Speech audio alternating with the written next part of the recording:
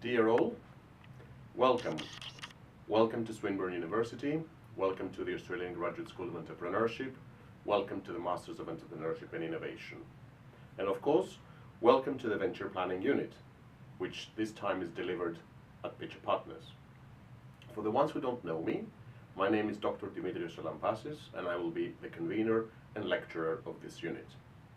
First of all, I'd like to thank you all for deciding to join us in this, I would say, challenging but at the same time very rewarding learning and educational journey, which is going to be a lot around experiences, a lot about theory, practice, bringing new insights and bringing also different trends when it comes to planning for a new or existing venture. Strategic planning is very critical when it comes to creating a new venture, starting a new business, starting a new project, and embarking in something new. There are lots of details that need to be taken into consideration, into account. You need to be fully aware of your internal and external environment. You need to know exactly what you are dealing with, what kind of opportunities and values and approaches you're making, what kind of methods you're using, and all of them grounded within the latest trends within entrepreneurial venture and entrepreneurial planning. So this is the framework and this is the actual environment that we will be dealing with in this particular unit. So basically we're linking what happens in previous units around opportunity discovery, opportunity evaluation, feasibility analysis, and taking into a deep dive towards business modeling and business planning. Our first block is going to start with the lean principles and hypothesis-driven entrepreneurship. How you can have a rapid experimentation of your business, of your idea, and transforming it from an actual idea to a real business viability and business idea through iterative interactions with your customers, your users, and external environment. These lean principles and the lean startup approach is widely acknowledged nowadays as a new and rigorous form of entrepreneurship. So we're going to be using a couple of examples. We're going to be dealing a bit with theory and approaches and also work on a case study. During block 2, we're going to make a further step towards what we call business modeling. What is a business model? Why is it important to have a business model? What kind of business models exist nowadays?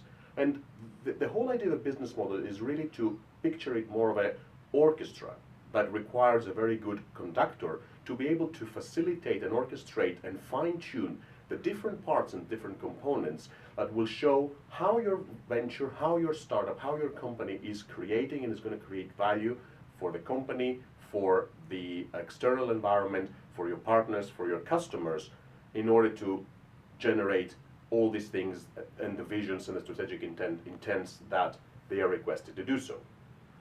During block 3, we're going to make a deeper dive towards the key components of a business model. What is business model innovation? And we're going to be using different tools, for example, the Lean Canvas and the Business Model Canvas, two very, very acknowledged and accredited tools nowadays to show and play together among the different components, how they interrelate, how they interact. We'll see the interdependencies and all these transactional elements around how business models transform our industries nowadays.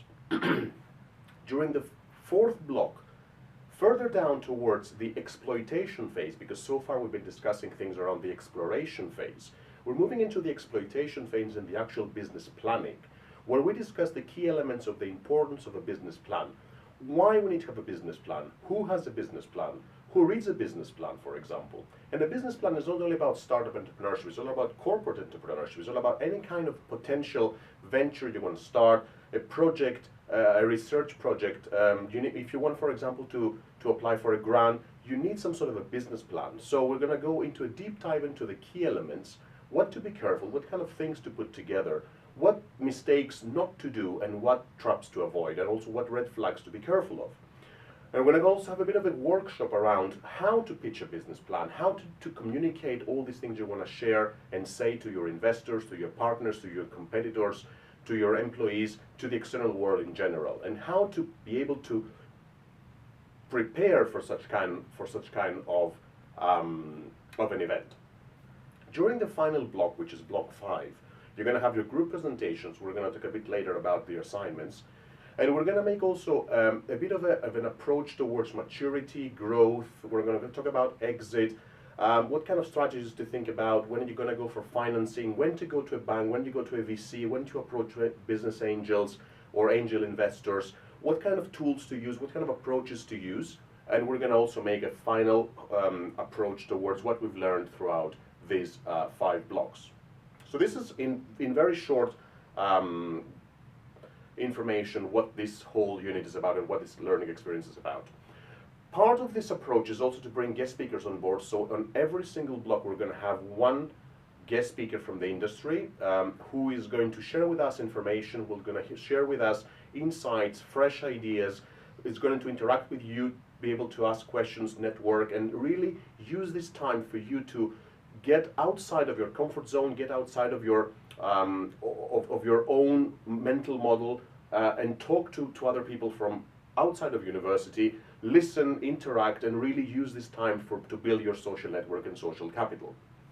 In general, the attitude of this unit is really built on you, and where I see my role is really to orchestrate and facilitate this knowledge flow of information.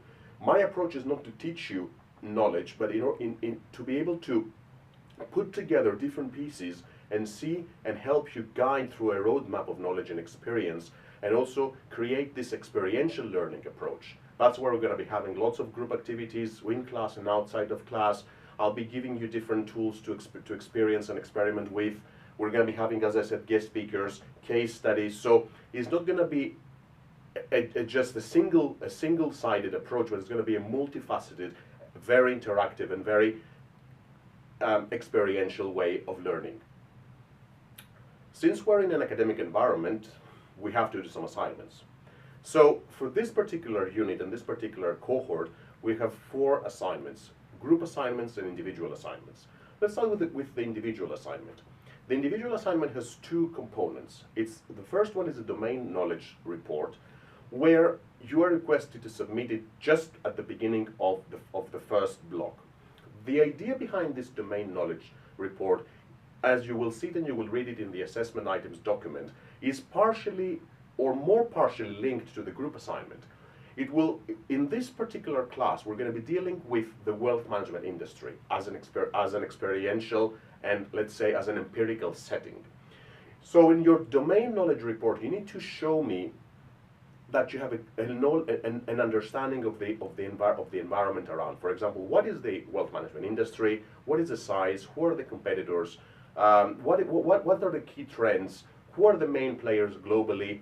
And really get the understanding of how this industry helps the economy, how this industry is linked to the economy, and how is everything being put together in order to show this progress and this growth trajectory. The other part of the individual assignment is a case study. This time, this case study will be provided to you. So basically, you have to respond to 4 questions that this case study entails.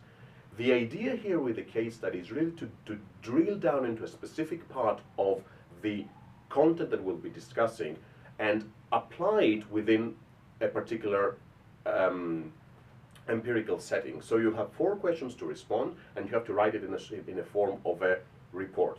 And again, more details can be provided to you in the assessment items document.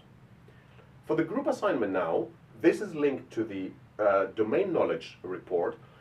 We need to see wealth management industry in relation to technology-enabled business models. As you know, technology plays a very foundational part in nowadays economy. We see, for example, the emergence of artificial intelligence, fintech business models, new entrepreneurial ventures coming in that aim in terms of disrupting the existing financial services sector. So we're taking the wealth management industry, and there you will have to really write a research report on emerging trends within the financial service, within the wealth management industry, emerging business models, what is the role of artificial intelligence, and also how existing incumbents, existing financial wealth management providers can generate a readiness towards this kind of technology-enabled disruption. So it's really your opportunity to use the domain knowledge that you have gained through the individual report and really work together as teams in order to facilitate a very, very rigorous and very, very high quality research based on desk research analysis, secondary data, theories that we've been discussing in class, and any kind of information you can find in all the resources that are available also within the unit, but also in the web or any other sources of knowledge that you wish to refer to. And of course, this will be done in the form of a consulting format. For example, you will assume the role of a team within Galloway Consulting, which has been hired or commissioned by a major wealth management player, and they have been asked to deliver a research report on these issues that I've just discussed with you. And during block 5, which is the final block of our unit, you will be presenting this to the imaginary, let's say, board, and also you will be providing the written report to me. And of course, during the first day, we will be putting together the different groups, and you'll have the chance to meet the other colleagues of yours, mingle, have a chance to discuss and see with whom you feel more comfortable working together in order to facilitate your group assignments. As we speak, the Canvas shell is ready to go live. So I would suggest to really take a moment to go through all the material that is included there. Of course, all material will be simply refreshed and will be updated upon the development of each block. Something very nice that we'll be having in this unit is the use of newsletters. It will be a weekly newsletter that will be sent to all of you either before or after the block. I haven't made up my mind yet, where we're going to have other sources of knowledge, some tools, some videos for you to refer to at your own pace and at your own time. It's just another way of interacting, and really this is also part of your time to suggest to me tools, to suggest to me videos, books that you would like your colleagues to be communicated with this kind of knowledge. So it's something that I've been doing it for the past 1.5 years now. It has been really, really working, and students really like it. So I'm looking forward to receiving your feedback on that too.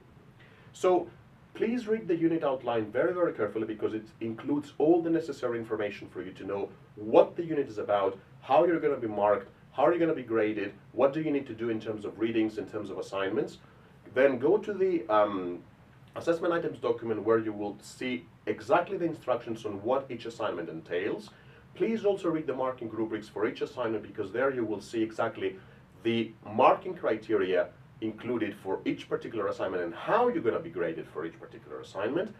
And also remember that for each block we have a dedicated number of readings, all accessible through Swinburne Library. You've got the links, so please make sure you have read all the readings before coming to class during each block.